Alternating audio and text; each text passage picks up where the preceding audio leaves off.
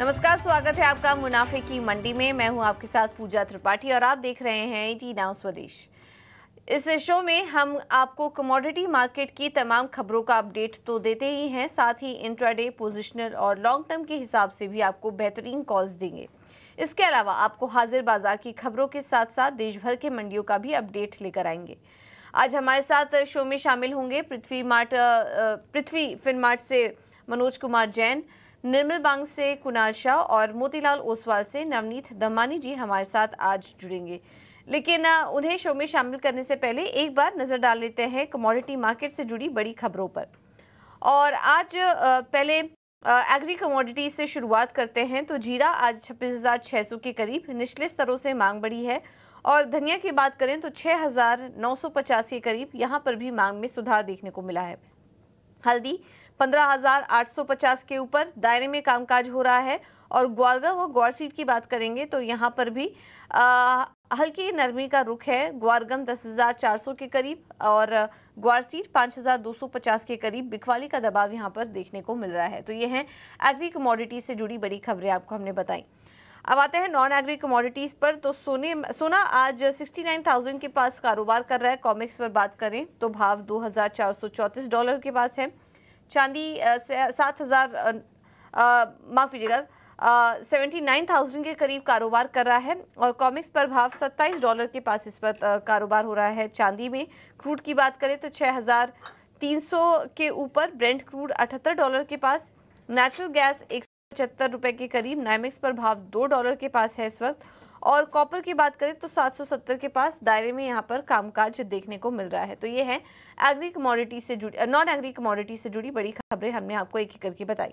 चलिए अब सभी एक्सपर्ट को अपने साथ शामिल करते हैं। वो हमारे साथ इनफैक्ट जुड़ भी चुके हैं। और मनोज जी, सबसे पहले आपके पास आएंगे और सोने से पहले शुरुआत कीजिए।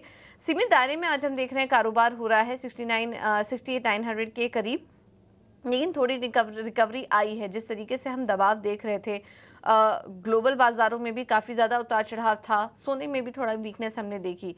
अब ये जो हल्की रिकवरी है उसमें आप क्या सलाह देंगे? सोने में क्या कोई ट्रेड लेना चाहिए आज के लिए? गुड मॉर्निंग पूजा। अगर हम देखें तो एक बड़ी गिरावट के बाद एक दायरे में सोना कारोबार करता हुआ नजर आ रहा है और हम कह सकते हैं कि कंसोलिडेशन यहाँ सोने की कीमतों में देखने को मिल रहा है। यहाँ पे एक चीज ये तय होती हुई नजर आ रही है कि सितंबर में यूएस फेड की तरफ से ब्याज दरों में कटौती देखने को मिलेगी। और अब डिबेट इस बात का है कि जो रेट कट होगा वो एग्रेसिव होगा या 70 बेसिस पॉइंट इस वर्ष के आखिर तक होगा। तो यहाँ पे जिस तरह से यूएस के इकोनॉमिक आंकड़े आ रहे हैं उनको देखते हुए लग रहा है कि यहाँ पे फेड की तरफ से एग्रेसिव रेट कट देखने को मिल सकता है। उसी के चलते हम देख रहे हैं कि अब डाउन साइड यहाँ पे प्रोटेक्ट होता हुआ नजर आ रहा है सोने में। तो हमारा मानना है कि यहाँ पे शॉर्ट टर्म में कंसोलिडेशन सोने में देखने को मिल सकता है। निचले स्तरों पर $2,388 इंटरनेशनल मार्केट में एक अच्छा सपोर्ट सोने में बनते हुए नजर आया है। वहीं 68,000 के आसपास यहाँ पे भारतीय बाजारों में भी अच्छे सपोर्ट दिख रहे हैं। इंट्राडे में एक दायरे का कारोबार बना रह सकता है। आज शाम को यूएस के जॉबलेस क्लेम्स के नंबर्स आएंगे, उस समय थोड़ी वॉलेटिलिटी जरूर देखने को मिलेगी। तो दिन के सत्र में यहाँ पे अगर कोई डिप आता है 68,800 के आसपास तो यहाँ पे इंट्राडे में बाइंग की जा सकती है। जो लक्ष्य रहेगा 69,300 का रहेगा। एक स्टॉप लॉस यहाँ पे 68,550 का जरूर लगाए। ठीक है, तो ये है सलाह सोने पर मनोज जी की तरफ से। गोल्ड में बाई करके चल सकते हैं आप 69,300 के टारगेट के लिए। स्टॉप लॉस होगा 68,550 का। ये है सलाह सोने पर। काफ़ी दायरे में आज फ्लैटिश कारोबार यहाँ पर देखने को मिल रहा है। कुणाल जी, आपकी क्या राय बन रही है? गोल्ड की चाल कैसे देख रहे हैं? और थोड़ा अगर यहाँ से मीडियम टू लॉन्ग टर्म की बात हम करेंगे, अगर अभी किसी को एंट्री लेनी है तो क्या ये सही समय है खरीदारी करने का? ये जो लेवल्स है इससे 400-500 रुपये मैक्सिमम डाउन साइड आ सकती है। ओवरऑल ये लेवल्स पे बाइंग करनी चाहिए। थोड़ा टाइम लग सकता है। 14 अगस्त को यूएस का इन्फ्लेशन का डेटा है, 2.9% एक्सपेक्टेड है। अगर वो रीडिंग कम आता है एक्सपेक्टेशन से ज़्यादा तो 14 अगस्त के बाद एक आपको अपसाइड देखने मिल सकती है गोल्ड में। सो मैं बेरिश नहीं हूँ। यहाँ से $20-25 का करेक्शन मैक्सिमम सिनेरियो में आ सकता है, बट ओवरऑल व्यू तेजी का ही है। ठीक है, तो ओवरऑल व्यू तेजी का है। थोड़ा करेक्शन आ सकता है, लेकिन उसमें खरीदारी के मौके ढूंढिए और यहाँ पर आप तेजी करके चल सकते हैं। ये है सलाह कुणाल जी की तरफ से। ओवरऑल आउटलुक पॉजिटिव नजर आ रहा है। नवनीत जी, आपके क्या सलाह देंगे गोल्ड और सिल्वर पर?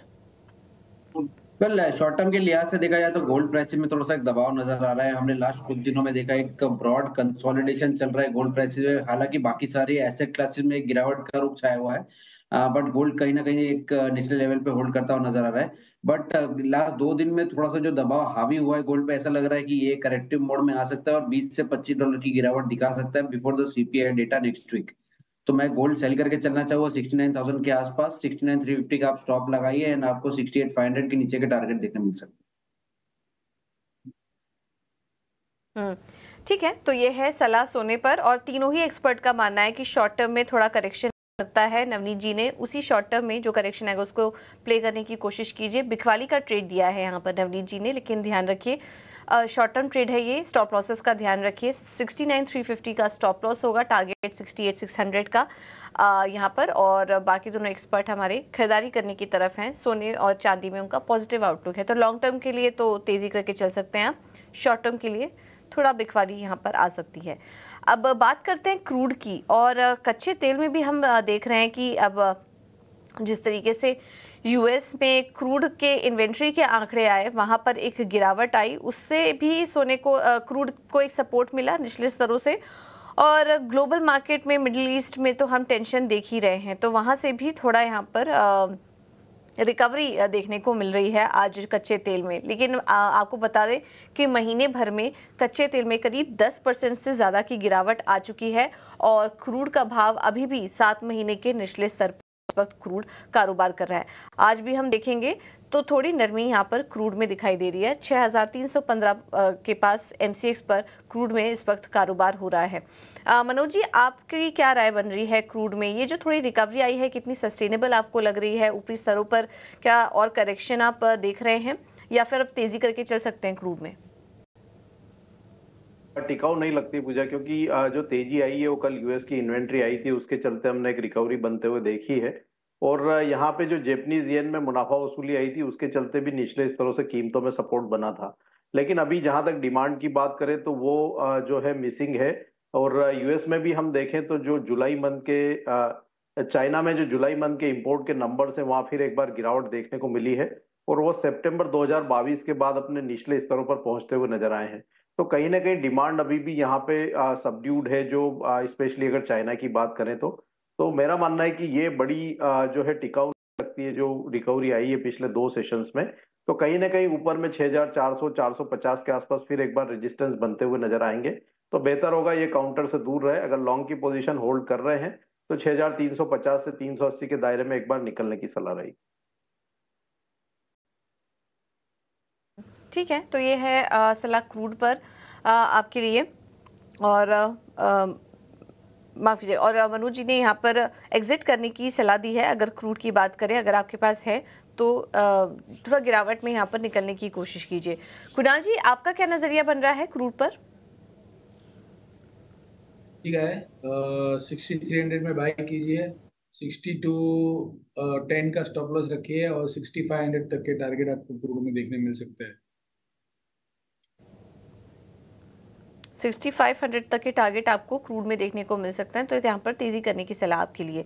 नवनीत जी, आपकी क्या सलाह होगी कच्चे तेल पर?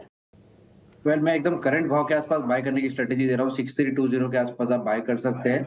6240 का आप स्टॉप लगाइए एंड 6420 6450 तक के टारगेट आपको देखने मिल सकते हैं। बायस थोड़ा सा पॉजिटिव की तरफ हो गया, एक अच्छे रिबाउंड देखना मिल रहा है क्रूड ऑयल प्राइसेस में। मुझे लग रहा है ये कंटिन्यू रह सकती है तेजी अगले 2-4 दिनों में। ठीक है, तो तेजी थोड़ी कंटिन्यू रह सकती है, तो मौजूदा स्तर पर फिलहाल तेजी करने की सलाह क्रूड पर। चलिए अब आते हैं मेटल्स में, और आज मेटल्स में हम देख रहे हैं कि काफ़ी मिला जुला कारोबार देखने को मिल रहा है। हालांकि जिंक ऊपर है, 246 के पास जिंक में ट्रेड हो रहा है, 0.5% की मजबूती है लगभग वहाँ पर। एल्यूमिनियम देखेंगे तो यहाँ पर भी एक दायरे में ट्रेड हो रहा है। कॉपर सपाट है, आज 770 के आसपास कॉपर में इस वक्त ट्रेड हो रहा है, तो काफी मिला जुला ट्रेड है। लेकिन जिंक काफी मजबूत नजर आ रहा है इस बीच। मनोज जी, आपकी क्या सलाह होगी बेस मेटल्स पर? थोड़ा मिक्स्ड रहेगा, लेकिन कॉपर की जहां तक बात है तो यहाँ पे एलएमई वेयरहाउस स्टॉक्स में लगातार बढ़त देखने को मिल रही है।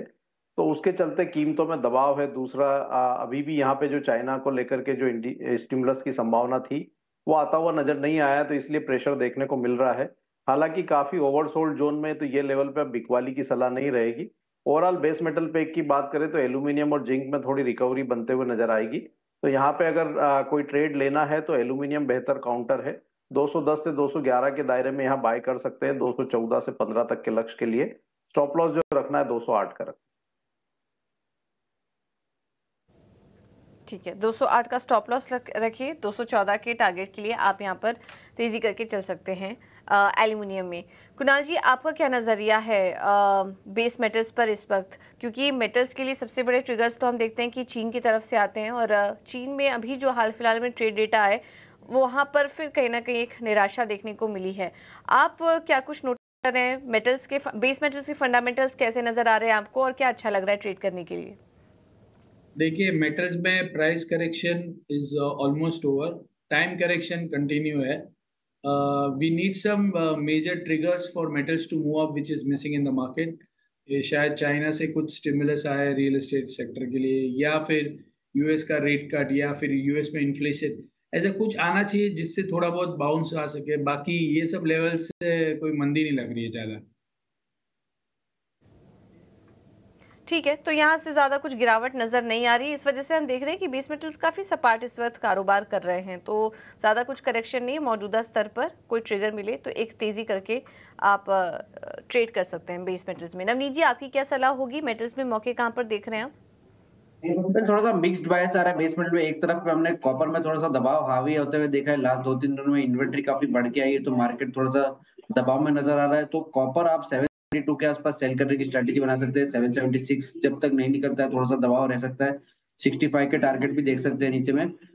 बट कॉन्ट्ररी आप जिंक में थोड़ा सा पॉजिटिव बायस देखने मिल रहा है। एक अच्छा बॉटम बना के जिंक बाउंस करते हुए नजर आ रहा है। तो जिंक में आप चाहे तो पॉजिटिव एंट्री ले सकते हैं। यहाँ से करीब 4 से 5 रुपए की बढ़त आपको जिंक में जल्दी देखने मिल सकती है। ठीक है, तो जिंक में तेजी करने की सलाह है। 247 के पास इस वक्त कारोबार कर रहा है, और यहाँ पर नवनीत जी की सलाह है कि जिंक में आप तेजी करके चल सकते हैं। अभी नॉन एग्री कमोडिटीज पर ही चर्चा करते हैं। पहले नेचुरल गैस पर भी एक बार राय ले लेंगे हम, क्योंकि आज हम देख रहे हैं कि थोड़ा दायरे में यहाँ पर भी काफ़ी सपाट कारोबार नेचुरल गैस में भी देखने को मिल रहा है। मनोज जी, आपका क्या नज़रिया बन रहा है? नेचुरल गैस में किसी को ट्रेड लेना हो तो क्या अभी मौजूदा स्तर सही है एंट्री लेने के लिए? नेचुरल गैस में पिछले 2 सेशन यहाँ पे निचले स्तरों से रिकवरी देखने को मिली थी, तो थोड़ा सा यहाँ पे शॉर्ट कवरिंग जो है इस काउंटर में बनती हुई नजर आ रही है। काफी ओवरसोल्ड जोन में काउंटर था, तो आज के सत्र में अगर थोड़ा डिप मिलता है 172 के आसपास तो बाय कर सकते हैं 181 के लक्ष्य के लिए। स्टॉप लॉस यहाँ पे 168 के रहेंगे।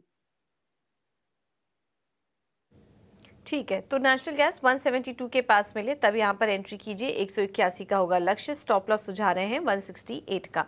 कुणाल जी, आपकी क्या सलाह बन रही है नेचुरल गैस पर? जी, नेचुरल गैस में मेरा ऐसा मानना है कि 172 के आसपास बाय कीजिए। ऑन द डाउन साइड आपको 166 का स्टॉप लॉस रखिए। ऊपर में 182 का टारगेट रख सकते। 182 का टारगेट यहाँ पर कुणाल जी का भी कहना है कि यहाँ पर 182 का टारगेट आ सकता है। 166 के स्टॉप लॉस के साथ तेजी करके चल सकते हैं। नवनीत जी, आप भी क्या तेजी की सलाह देंगे नेचुरल गैस पर इन स्तरों पर? पिछले 2 सत्र में हमने देखा नेचुरल गैस प्राइसेस एक अच्छा बॉटम बना के बाउंस करते हुए नजर आ रहे हैं। काफी दिनों की नरमी जो है वो उसको फेड ऑफ होते हुए एक पॉजिटिव मोमेंटम सेट इन होता हुआ नजर आ रहा है। मैं बाय करके चलना चाहूंगा 175 के आसपास। 171 का आप स्टॉप लगाइए, एंड आपको अपसाइड टारगेट 182 183 तक के भी देखने मिल सकते हैं। राइट, तो तीनों ही एक्सपर्ट यहाँ पर तेजी करने की सलाह दे रहे हैं, और टारगेट ऊपर की तरफ 182 183 का ही नजर आ रहा है। तो 170 166 के आसपास आप स्टॉप लॉस लगाकर एंट्री कीजिए नेचुरल गैस में, और तेजी करके चल सकते हैं इन स्तरों पर। यहाँ पर खरीदारी करने की सलाह तीनों ही एक्सपर्ट की तरफ से। ठीक है, अब आगे बढ़ेंगे और बात करेंगे कुछ एग्री कमोडिटीज के बारे में, और सबसे पहले शुरुआत करते हैं जीरे के साथ। अगस्त वायदा 26,600 के करीब है। निचले स्तरों से मांग बढ़ी। घरेलू मांग में सुधार से सपोर्ट देखने को मिल रहा है, और एक्सपोर्ट डिमांड भी बेहतर नजर आ रही है। और इसके अलावा अफगानिस्तान में दोगुना उत्पादन संभव है। मनोज जी, क्या सलाह होगी आपकी जीरे पर? मिक्स्ड फंडामेंटल है बिल्कुल। यहाँ पे एक्सपोर्ट के नंबर थोड़े बेहतर आए थे, उसके चलते आज कुछ सुधार देखने को मिल रहा है। लेकिन यहाँ पे काफी अगर हम कहें कि वॉल्यूम्स जो है वो काफी कम है एक्सचेंज की अगर बात करें तो कोई बड़ी मूवमेंट यहाँ पे नजर नहीं आती है। एक दायरा यहाँ पे 26,300 से 27,200 का लगता है अगस्त वायदा में, तो कोई बड़ी मूवमेंट देखने को नहीं मिलेगी। ऊपरी लेवल्स पे यहाँ पे अगर लॉन्ग की पोजीशन होल्ड कर रहे हैं तो 27,200 के आसपास निकलने की सलाह रहेगी। ठीक है, 27,200 के आसपास निकलने की सलाह है, क्योंकि जीरा में काफ़ी एक रेंज में कारोबार हो रहा है, ज़्यादा वॉल्यूम्स भी नज़र नहीं आ रहे। तो ऊपर की तरफ अगर जिनके पास है वो 27,200 के पास निकलने की कोशिश कीजिए। धनिया में भी खरीदारी है, लगातार एक नरमी देखने को मिल रही थी। थोड़ा सपाट कारोबार था, लेकिन निचले स्तरों पर मांग है लगातार सुस्ती के बाद, और अगस्त वायदा 6,950 रुपए के पास है। निचले स्तरों से मांग में सुधार देखने को मिल रहा है, जिसकी वजह से धनिया में आज हम देख रहे हैं हल्की तेजी है। मनोज जी, क्या सलाह होगी आपकी धनिये पर? धनिये में भी बिल्कुल यहाँ पे एक शॉर्ट कवरिंग हम कह सकते हैं कि निचले स्तरों से देखने को मिल रही है। लेकिन कहीं ना कहीं यहाँ पे जो बेहतर मानसून देखने को मिला है गुजरात, राजस्थान और मध्य प्रदेश में, तो उसके चलते लगातार कीमतों में दबाव है। तो हमारा मानना है कि अभी यहाँ भी एक दायरे का कारोबार बना रह सकता है, लेकिन अब डाउन साइड लिमिटेड लगती है। कहीं ना कहीं 6,850 के आसपास यहाँ सपोर्ट्स जो है वो आते हुए नजर आएंगे। लेकिन अभी कोई तेजी का ट्रिगर भी मार्केट में नजर नहीं आता है, तो एक दायरा यहाँ पे भी बना रह सकता है। ठीक है, तो धनी में भी दायरे में ही कारोबार होता हुआ नजर आएगा। फ्रेश एंट्री की सलाह नहीं, जिनके पास है वो होल्ड करके चल सकते हैं थोड़े अपसाइड के लिए। अब बात करते हैं टर्मरिक की, और टर्मरिक में हम देख रहे हैं कि अगस्त वायदा 15,900 के रुपए के करीब है। स्पाइसेस में वैसे काफी एक रेंज में कारोबार हो रहा है। हमने जीरा और धनिया पर भी डिस्कस किया, हल्दी भी दायरे में ही है। और कुछ फंडामेंटल्स की बात करें हल्दी से जुड़ा, तो ग्लोबल उत्पादन ज्यादा होने का अनुमान है। नए सीजन में बुआई का रकबा बढ़ा है। भाव बढ़ने की उम्मीद से किसानों ने स्टॉक रोका, और फिलहाल मंडियों में आवक भी कम नजर आ रही है। तो ये कुछ फंडामेंटल्स हैं हल्दी में।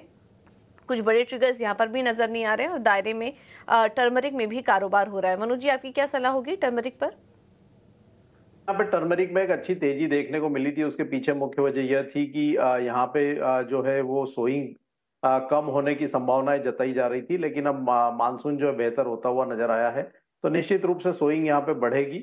और कहीं ना कहीं उसी के चलते हम कीमतों में दबाव देख रहे हैं। जो अक्टूबर का वायदा है वो 16,500 के आसपास अभी कारोबार कर रहा है। 16,550 के स्तर पर बिकवाली कर सकते हैं। 16,800 स्टॉप लॉस से 16,000 तक के लक्ष्य यहाँ देखने को मिल सकते हैं। ओके, तो 16,800 का स्टॉप लॉस होगा, लक्ष्य है 16,000 का। 16,550 के आसपास मिले तो यहाँ पर हल्दी में आप बिकवाली करके चल सकते हैं। तो दायरे में आज स्पाइसेस में कारोबार, जिसमें कि हल्दी पर ट्रेड लेने की सलाह है मनोज जी की तरफ से। 16,000 के टारगेट के लिए बिकवाली करने की सलाह इस वक्त आपको दी जा रही है। अब बात करते हैं ग्वार की, और ग्वार में भी नरमी का रुख है। ग्वारगम वायदा 10,400 रुपए के नीचे हो रहा है इसमें कारोबार, और ग्वार सीड वायदा की बात करेंगे तो 5,250 रुपए के करीब ग्वार सीड में कारोबार हो रहा है। ऊपरी स्तरों से थोड़ा यहाँ पर बिकवाली का दबाव देखने को मिल रहा है, और इसमें आगे उत्पादन में भी बढ़ने की उम्मीद जताई जा रही है, जिसकी वजह से हम देख रहे हैं कि थोड़ी नरमी का रुख आज है ग्वारगम और ग्वार सीड दोनों में ही।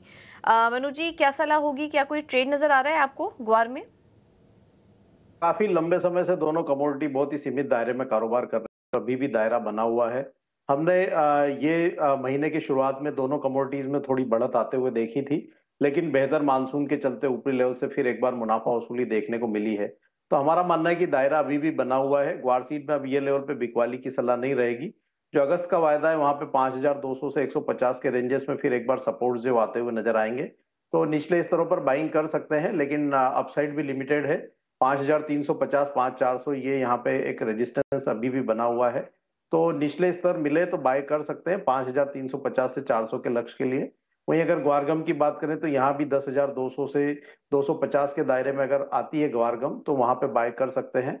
और जो स्टॉप लॉस रख ऊपर में 10,550, 10,600 ये स्तर देखने को मिल सकता